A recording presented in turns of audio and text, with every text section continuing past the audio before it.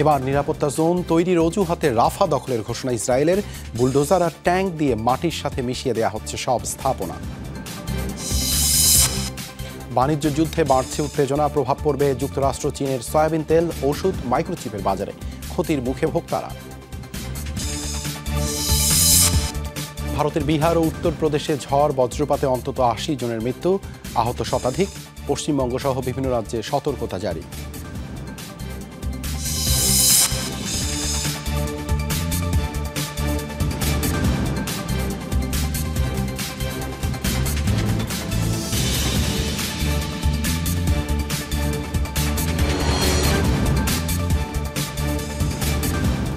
এতক্ষণ শিরোনাম দেখছিলেন, আপনাদের সাথে আছি আমি দেবাশিস রঞ্জন সরকার। গাজা জুড়ে গত ২৪ ঘন্টায় ইসরায়েলি আগ্রাসনে প্রাণ গেছে কমপক্ষে ২৯ ফিলিস্তিনির। উপত্যকার বিভিন্ন স্থানে তেল আবিবের বর্বর হামলা চলছে, ফলে প্রাণহানির সংখ্যা আরও বাড়ার সংখ্যা কর্তৃপক্ষের। বৃহস্পতিবার সকাল থেকে চালানো হামলায় গাজা সিটিতেই মৃত্যু হয়েছে ১৩ জনের। এখনও অনেকেই চাপা পড়ে আছে ধ্বংসস্তূপের নিচে। এদিকে শুক্রবার খান ইউনিসে নতুন করে পৃথক দুটি হামলায় কমপক্ষে ১৪ জনের মৃত্যু হয়েছে। শেখ নাসের এলাকায় ইসরায়েলি বিমান হামলায় কমপক্ষে ৮ জনের মৃত্যু হয়। পরে কাতিবা এলাকায়ও বর্বরতা চালায় তেল আবিব, যাতে প্রাণ যায় আরও ৬ জনের। যুদ্ধবিরতি চুক্তি লঙ্ঘন করে গাজায় ইসরায়েল পুনরায় হামলা শুরুর পর এখন পর্যন্ত প্রাণ গেছে ১৫০০-এর বেশি ফিলিস্তিনির। এবার নিরাপত্তা জোন তৈরির নামে রাফা দখলের ঘোষণা দিল ইসরায়েল। এরই মধ্যে রাফা সংশ্লিষ্ট বিস্তীর্ণ এলাকার নিয়ন্ত্রণ নিয়েছে আইডিএফ। বুলডোজার আর ট্যাঙ্ক নিয়ে মাটির সাথে মিশিয়ে দেওয়া হচ্ছে সেসব এলাকার সব স্থাপনা। ইসরায়েলি প্রতিরক্ষা মন্ত্রীর হুঁশিয়ারি, ক্রমান্বয়ে দখল করা হবে গাজা। এরই মধ্যে উপত্যকার গুরুত্বপূর্ণ বিভিন্ন এলাকাও দখলে নেওয়া হয়েছে বলে জানান ইসরায়েলি মন্ত্রী। একদিকে চলছে ইসরায়েলি স্থলবাহিনীর অভিযান, অন্যদিকে চলছে ট্যাঙ্ক আর বুলডোজারের তাণ্ডব। গাজার রাফা সীমান্তের দৃশ্য এটি। গেল কয়েকদিন ধরেই চলছে রাফা জুড়ে ইসরায়েলি বাহিনীর এমন তাণ্ডব। লক্ষ্য নিরাপত্তা জোন তৈরি করা। এই অজুহাতে দখল করা হচ্ছে রাফার ভূখণ্ড। এরই মধ্যে মিশর সীমান্ত সংলগ্ন অঞ্চলটির বিস্তীর্ণ এলাকা দখলে নেওয়ার কথা জানিয়েছে আইডিএফ। এই অবস্থায় ইসরায়েলি প্রতিরক্ষামন্ত্রীর ঘোষণা, ক্রমান্বয়ে দখল করা হবে গাজা। উপত্যকার পরিধি কমিয়ে আনার পরিকল্পনাও সফল হচ্ছে বলে দাবি তার। হামাস যতক্ষণ আত্মসমর্পণ করবে ততক্ষণ আমাদের অভিযান চলবেই। এরই মধ্যে আমরা সন্ত্রাসীদের কোণঠাসা করতে সক্ষম হয়েছি। গাজার বেশ কিছু এলাকারও নিয়ন্ত্রণ নিতে পেরেছি। আন্তর্জাতিক নানা নিষেধাজ্ঞা আর সমালোচনা উপেক্ষা করেই গেল মাসে গাজায় স্থল অভিযানের পরিধি বৃদ্ধি করে ইসরায়েল। মীর মুশফিকা হাসান, যমুনা নিউজ। মার্কিন প্রেসিডেন্টের ফিলিস্তিনিদের বিতাড়িত করে গাজা পুনর্গঠন পরিকল্পনার কঠোর সমালোচনা করেছে মিশর। ফিলিস্তিনিদের বৈধতা নিশ্চিতে পাশে থাকার ঘোষণা দেশটির। এদিকে উপত্যকায় ত্রাণ প্রবেশ করতে না দেয়ায় ইসরায়েলকে তুলোধুনো করেছে জাতিসংঘ। যুক্তরাষ্ট্রের দাবি, ইসরায়েলি জিম্মিদের মুক্ত করতে কাজ করছে মার্কিন প্রশাসন। ইসরায়েলি আগ্রাসনে বিপর্যস্ত গাজার বাসিন্দারা। তারই মধ্যে গাজাবাসীদের নিজ জন্মভূমি থেকে উৎখাতের প্রতিবাদে সোচ্চার বিশ্ব। ফিলিস্তিনিদের বাস্তুচ্যুত পরিকল্পনার কঠোর সমালোচনা করছে মিশর। ফিলিস্তিনিদের জোরপূর্বক স্থায়ী বা অস্থায়ীভাবে বাস্তুচ্যুত করার প্রচেষ্টাকে কোনোভাবেই সমর্থন করে না মিশর। ফিলিস্তিনের নিরাপত্তা ও বৈধতা অর্জনে মিশর সবসময় তাদের পাশে আছে। এই অবস্থায় মার্কিন প্রেসিডেন্টের দাবি, হামাসের হাতে জিম্মি ইসরায়েলি বন্দীদের মুক্ত করতে কাজ করছে তার প্রশাসন। আমরা আমাদের উদ্দেশ্যের খুব কাছাকাছি রয়েছি। অনেককে ফেরত আনা হয়েছে।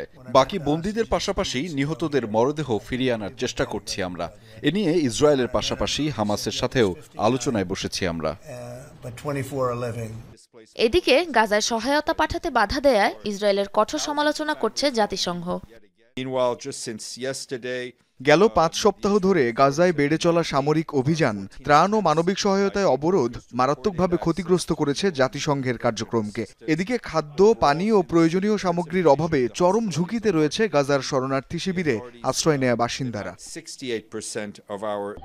জাতিসংঘের জরিপ মতে চরমভাবে বসবাসের অনুপযুক্ত ও ঝুঁকিপূর্ণ গাজার অন্তত ৭৫% আশ্রয়কেন্দ্র। সবচেয়ে বেশি ঝুঁকিতে বসবাস করছে উপত্যকার শিশু ও প্রবীণরা। সাবরিনা নুসরাত, যমুনা নিউজ। বর্তমান পরিস্থিতিতে ইসরায়েলের বিরুদ্ধে সব মুসলিম রাষ্ট্রের জন্য জিহাদ ফরজ এমন ফতোয়া দিয়েছেন পাকিস্তানের খ্যাতনামা ইসলামী চিন্তাবিদ মুফতি মোহাম্মদ তাকি উসমানী। বৃহস্পতিবার পাকিস্তানের রাজধানী ইসলামাবাদে জাতীয় ফিলিস্তিন সম্মেলনে বক্তব্য দিতে গিয়ে কথা বলেন তিনি। পাকিস্তান সহ সারা বিশ্বের মুসলিম উম্মাহকে সশস্ত্র জিহাদে অংশগ্রহণের আহ্বান জানান তিনি। বলেন, ফিলিস্তিনের জন্য সারা বিশ্বের মুসলিম উম্মার জান মাল উৎসর্গ করা ফরজ। যুদ্ধবিরতি চুক্তির পরও ফিলিস্তিনে নিয়মিত ইসরায়েলি বোমা হামলার তীব্র নিন্দাও জানান তিনি।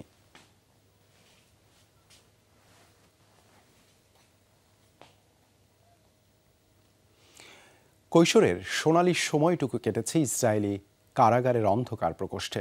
বলছি ফিলিস্তিনি তরুণ আহমেদ আল মানসারার কথা।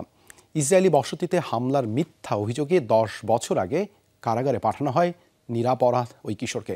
সে সময় বয়স ছিল মাত্র 13। অবশেষে দুঃস্বপ্ন থেকে মিলল মুক্তি। বৃহস্পতিবার ছাড়া পান ইসরায়েলি কারাগার থেকে। আহমেদ মানাসরাকে যখন অন্ধকার কারাগারে নিয়ে যাওয়া হয় তখন তার বয়স ছিল মাত্র 13 বছর। 9.5 বছর সাজা ভোগ করার পর অবশেষে মুক্ত বাতাসে নিঃশ্বাস নিতে পারছেন তিনি। 2015 সালের 15ই অক্টোবর জেরুজালেমের অবৈধ ইসরায়েলি বসতিতে হামলার অভিযোগ আনা হয় মানাসরার বিরুদ্ধে। আত্মরক্ষার নামে সেদিন ইসরায়েলিরা গুলি করে হত্যা করে মানাসরার 15 বছর বয়সী চাচাতো ভাইকে। গুরুতর আহত হন তিনিও। ফিলিস্তিনি সাংবাদিক ও মানবাধিকার কর্মী আবদালাফো বাসাম জানান, মুক্তির দিন তাকে বরণ করে নিতে কারাগারের মূল দরজায় অপেক্ষা করছিল স্বজনরা, কিন্তু কারাগারের বদলে অজ্ঞাত এক স্থান থেকে এনে পরিবারের কাছে হস্তান্তর করে ইসরায়েলি সেনারা। দীর্ঘ কারাবাসের পর বৃহস্পতিবার পরিবারের সদস্যদের কাছে ফিরে গেছেন আহমেদ মানাসরা। মুক্তি পাওয়ার পরও নানা বিধিনিষেধ মেনে চলতে হবে মানাসরাকে। জেরুজালেমের বিভিন্ন স্থানে প্রবেশে নিষেধাজ্ঞা আরোপ করা হয়েছে। সাবরিনা নুসরাত, যমুনা নিউজ। ফিলিস্তিনে আগ্রাসন বন্ধের দাবি জানানোয় প্রায় 1000 ইসরায়েলি সেনাকে বরখাস্তের হুমকি দিয়েছেন দেশটির প্রধানমন্ত্রী বেনিয়ামিন নেতানিয়াহু। গত বুধবার চলমান যুদ্ধের বিরোধিতা করে ইসরায়েলি বিমান বাহিনীর এসব বর্তমান ও সাবেক রিজার্ভ সদস্য স্বাক্ষর করেন এক খোলা চিঠিতে। গাজায় বোমা বর্ষণ জিম্মি ইসরায়েলি বন্দীদের জীবন ঝুঁকির মধ্যে ফেলছে বলে চিঠিতে উল্লেখ করা হয়। যুদ্ধবিরতিরও দাবি জানানো হয় এতে। ইসরায়েলের প্রতিরক্ষামন্ত্রী ও সামরিক বাহিনীর প্রধানকে উদ্দেশ্য করে লেখা হয় এই পত্র। এরপরই নেওয়া হয় চিঠিতে স্বাক্ষরকারী সেনাদের বরখাস্তের সিদ্ধান্ত। সামাজিক যোগাযোগ মাধ্যম এক্সে এক পোস্টে জানানো হয় এই সিদ্ধান্তে সমর্থন আছে নেতানিয়াহুর। যুক্তরাজ্যের আমেরিকান দূতাবাসের পুকুরে লাল রং ঢালার অপরাধে আটক করা হয়েছে 5 মানবাধিকার কর্মীকে। আটক হয়েছেন মানবাধিকার সংস্থা গ্রিন পিসের যুক্তরাজ্য শাখার প্রধান উইল ম্যাককালাম ও তার 4 সহকর্মী। ইসরায়েলকে মার্কিন অস্ত্র সরবরাহের প্রতিবাদে সোমবার দূতাবাসের পুকুরে ঢেলে দেন প্রায় 300 লিটার লাল রং। জানা যায় ডেলিভারি ম্যান সেজে দূতাবাস প্রাঙ্গণে প্রবেশ করেছিলেন তারা। এরপর দূতাবাসের নিরাপত্তা কর্মীদের চোখ ফাঁকি দিয়ে এই কাজ করেন। এ সময় যুক্তরাষ্ট্রের বিরুদ্ধে ষড়যন্ত্রের অভিযোগ তাদের আটক করে পুলিশ। রক্তাক্ত ফিলিস্তিনিদের প্রতি সংহতি প্রকাশেই এই প্রতিবাদ। ধারণা এই অপরাধের জেরে তাদের অন্তত 10 বছর সাজা হতে পারে।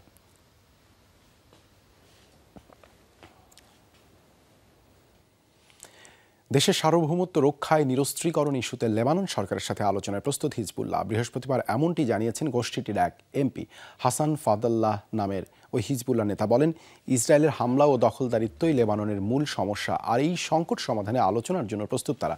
যুক্তরাষ্ট্র সমর্থিত লেবাননের নতুন প্রেসিডেন্ট জোসেফ আউন ক্ষমতায় যাওয়ার পর থেকেই সশস্ত্র গোষ্ঠীগুলোকে নিরস্ত্রীকরণ করার হুঁশিয়ারি দিয়ে আসছেন। এদিকে বার্তা সংস্থা রয়টার্স বলছে, আলোচনার বিষয়ে প্রেসিডেন্টও ইতিবাচক। রাজনৈতিক সূত্রের বরাতে তারা জানিয়েছে হিজবুল্লাহর সাথে আলোচনা শুরু করতে চান জোসেফ আউন। আমাদের অবস্থান স্পষ্ট। আমরা এটি খোলাখুলিভাবে বলছি যে লেবাননের সমস্যা হচ্ছে ইসরায়েলি দখলদারিত্ব এবং আমাদের সার্বভৌমত্বের উপর হামলা। এই সমস্যা সমাধানের জন্য সমন্বিত প্রচেষ্টা প্রয়োজন। সার্বভৌমত্ব রক্ষায় একটি জাতীয় প্রতিরক্ষা কৌশলে একমত হওয়ার লক্ষ্যে আমরা সংলাপের জন্য প্রস্তুত। একের পর এক পাল্টাপাল্টি পদক্ষেপে ক্রমেই ভয়াবহ রূপ নিচ্ছে যুক্তরাষ্ট্র চীন বাণিজ্য যুদ্ধ। চীনের পণ্যে আরোপিত মার্কিন শুল্ক বাড়তে হয়েছে 145%, আর মার্কিন পণ্য আমদানিতে এখন চীনের শুল্ক 125%। বলা হচ্ছে তাদের এই বাণিজ্য যুদ্ধের প্রভাব পড়বে দুই দেশের সয়াবিন তেল, ঔষধ, পেট্রোলিয়াম, ইলেকট্রনিক্স সামগ্রী ও মাইক্রোচিপ সহ বিভিন্ন জরুরি পণ্যের বাজারে। ফলে ব্যাপক ক্ষতির মুখে পড়ার শঙ্কায় চীন ও যুক্তরাষ্ট্রের ভোক্তারা। মেক্সিকো কানাডার পর যুক্তরাষ্ট্রের তৃতীয় বৃহত্তম বাণিজ্যিক অংশীদার চীন। গত বছরও দুদেশের মধ্যে $58,500 কোটি বাণিজ্য হয়েছে। 2024 সালে যুক্তরাষ্ট্র থেকে চীন যেসব পণ্য আমদানি করেছে তার বড় অংশই সয়াবিন। এছাড়া বিপুল পরিমাণ ওষুধ ও পেট্রোলিয়ামও আমদানি করেছে দেশটি। অন্যদিকে চীন থেকে যুক্তরাষ্ট্র মূলত আমদানি করে ইলেকট্রনিক্স পণ্য, কম্পিউটার, খেলনা ও ব্যাটারি। এসব ব্যাটারি বৈদ্যুতিক গাড়ি তৈরিতে প্রয়োজন। পাল্টাপাল্টি শুল্ক আরোপের জেরে দেশগুলো এখন এসব পণ্যের দাম বাড়তে পারে কয়েক গুণ। ফলে মূল্যস্ফীতির শঙ্কায় ক্রেতা ও ব্যবসায়ীরা। দুর্ভাগ্যজনকভাবে আমাদের দোকানগুলোর প্রায় 90% খেলনাই চীনের তৈরি। তাদের উপর শুল্ক বাড়ালে নিশ্চিতভাবেই দাম বাড়বে। আমাদের দেশে তৈরি করতে পারলে সেটি অসাধারণ হবে, কিন্তু খেলনা তৈরির কোনো যন্ত্রাংশ যুক্তরাষ্ট্রের নেই। চাইলেও 2-1 মাসে পরিস্থিতি বদলানো সম্ভব নয়। আমি অবশ্যই চিন্তিত।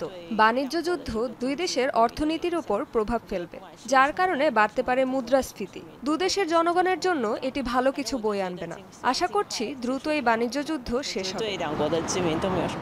বাণিজ্য যুদ্ধের জেরে প্রভাবশালী দুই দেশ পরস্পরের বিরুদ্ধে আরও পদক্ষেপ নিতে পারে ধারণা অর্থনীতিবিদদের। তামা ও লিথিয়ামের পাশাপাশি বিভিন্ন বিরল ধাতু পরিশোধনের জন্য পরিচিত চীন। বলা হচ্ছে বাণিজ্য যুদ্ধের জেরে এসব ধাতু যুক্তরাষ্ট্রের প্রবেশে বাধা তৈরি করতে পারে দেশটি।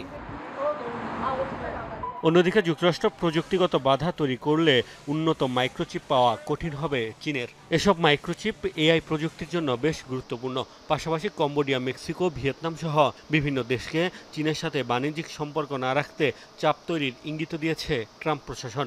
সামনে এই বাণিজ্য যুদ্ধ আরও ভয়াবহ রূপ নেওয়ার শঙ্কা তৈরি হয়েছে, যার প্রভাব পড়বে গোটা বিশ্বে। মোস্তফা মাহমুদ, যমুনা নিউজ। ভারতের বিহার ও উত্তরপ্রদেশে ঝড় ও বজ্রপাতে 48 ঘন্টায় কমপক্ষে 80 জনের মৃত্যু হয়েছে, আহত হয়েছেন শতাধিক। বর্ষা মৌসুম শুরুর আগেই তীব্র ঝড়ের কবলে পড়েছে বিহার। 11 জেলায় মৃত্যু হয়েছে 58 জনের। এর মধ্যে নালন্দা জেলাতেই প্রাণ হারিয়েছেন 18 জন। প্রাণহানি আরও বাড়তে পারে বলে শঙ্কা কর্তৃপক্ষের। এরই মধ্যে নিহতদের পরিবারকে 4 লাখ রুপি করে সহায়তার ঘোষণা দিয়েছে রাজ্য সরকার। এদিকে উত্তরপ্রদেশে প্রাণ গেছে 22 জনের। পশ্চিমবঙ্গ জুড়েও আগামী সোমবার পর্যন্ত তীব্র ঝড়, বৃষ্টি ও বজ্রপাতের শঙ্কা কর্তৃপক্ষের। রাজ্য জুড়ে সতর্কতা জারি করেছে আবহাওয়া অফিস। নাগরিকদের নিরাপদ আশ্রয়ে থাকার আহ্বান জানানো হয়েছে।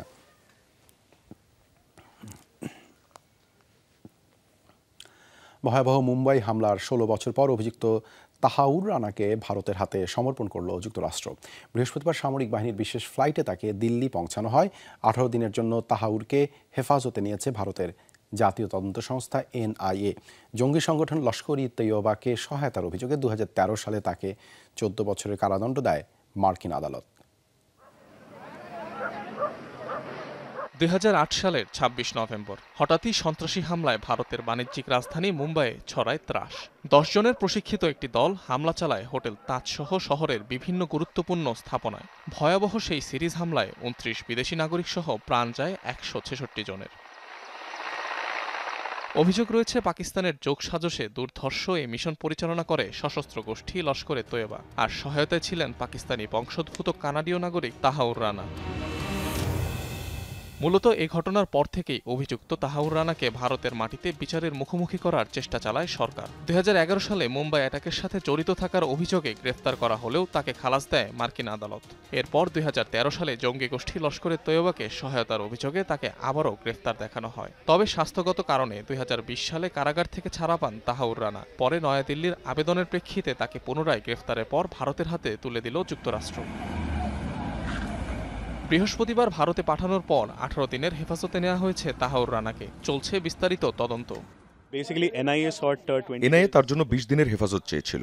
অনেক আলোচনার পর তাকে 18 দিনের জন্য হেফাজতে রাখার নির্দেশ দিয়েছেন আদালত। রিমান্ড শেষে তার স্বাস্থ্য পরীক্ষা করে আদালতে হাজিরের নির্দেশ দেওয়া হয়েছে।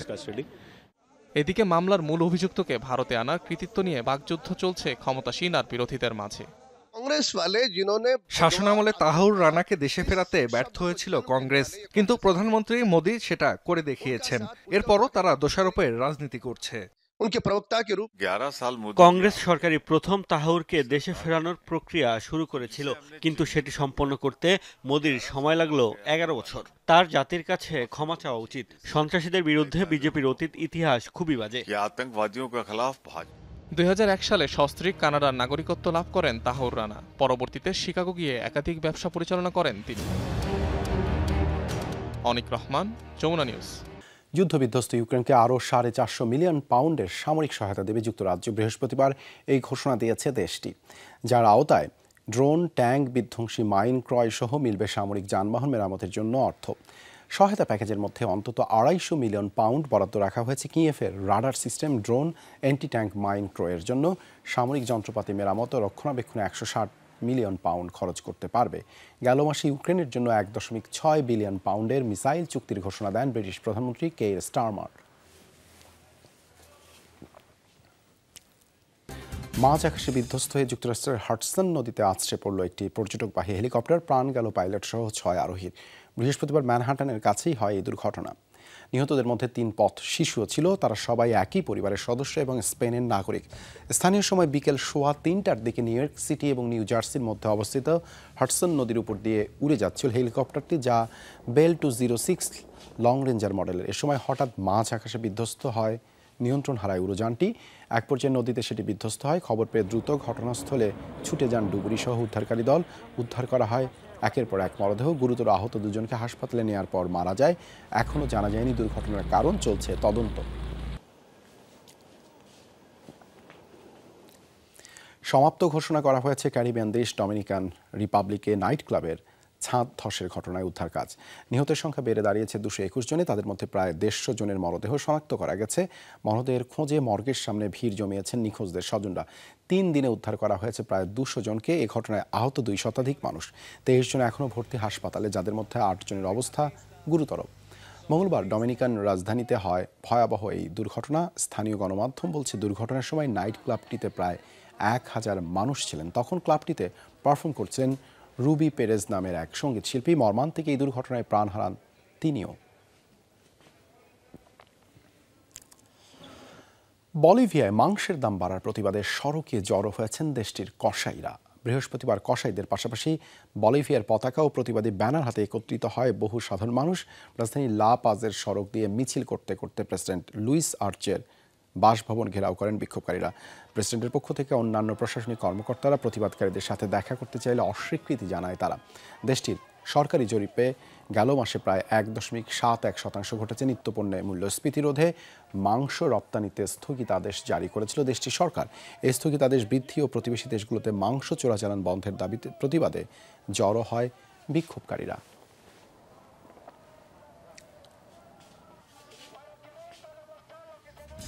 দর্শক, যমুনা আইডেস্ক আজ এই পর্যন্তই। এতক্ষণ সাথে থাকার জন্য ধন্যবাদ সবাইকে।